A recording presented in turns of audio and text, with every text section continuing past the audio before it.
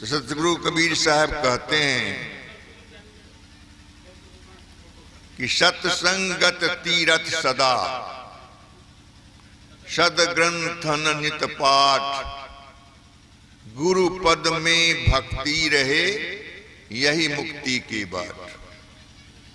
सत्संगत तीरथ सदा, जहां हम लोग अभी बैठे हुए हैं, अभी वर्तमान समय में या 3 रोज से बैठ रहे हैं समयानुकूल, ये सत्संग है। सत्संग का तात्पर्य होता है जहां अच्छी बातें कही जाए, जीवनोपयोगी बातें कही जाए, मानवता से उत्प्रोत बातें कही जाए, आध्यात्मिक बातें कही जाए और सच्ची बातें कही जाए। सभी धर्मों का मूल सत्य है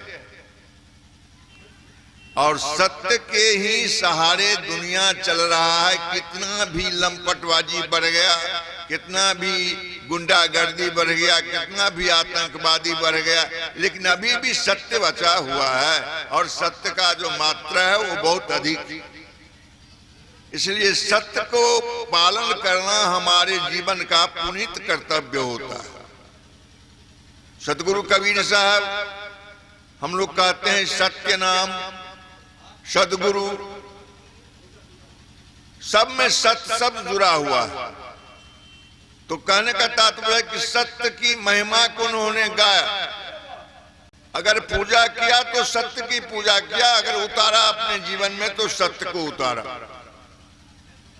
तो किसी नित्यकार ने कहा कि सत्या नास्ति परो धर्मः, सत्या नास्ति परं तपः, सत्या नास्ति परं मित्रं, तस्मात् सत्यं धार्जयेत्।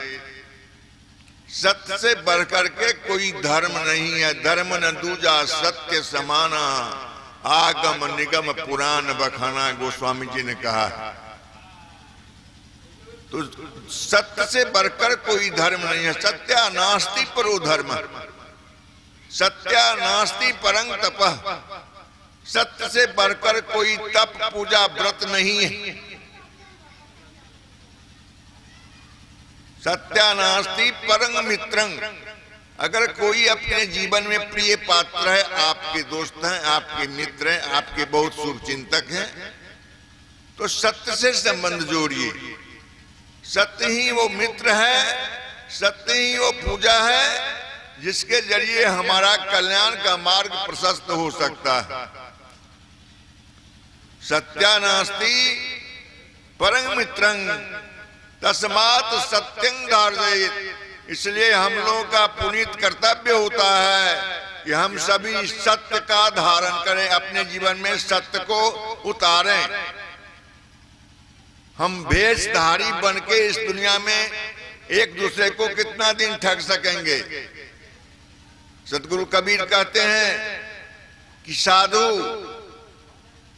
ये साधुओं का मंडली है, साधुओं का इस सभा है, साधु सज्जन साधुओं का एक सत्संग स्थल है यहाँ।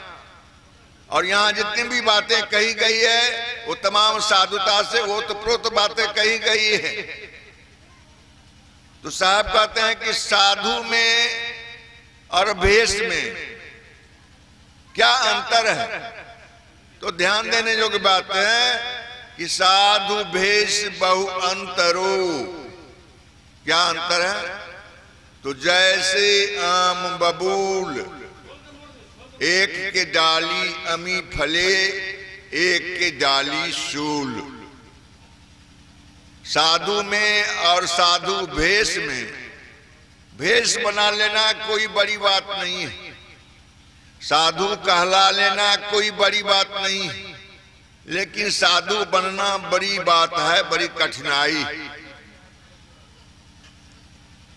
साधु का लिबास लेकर के हम रास्ते में चलें तो दंडवत बंदगी सब होगा, सब बच्चे करेंगे, सब सामान्य लोग करेंगे, लेकिन अपने आप को साधु बनाना बड़ा कठिन है।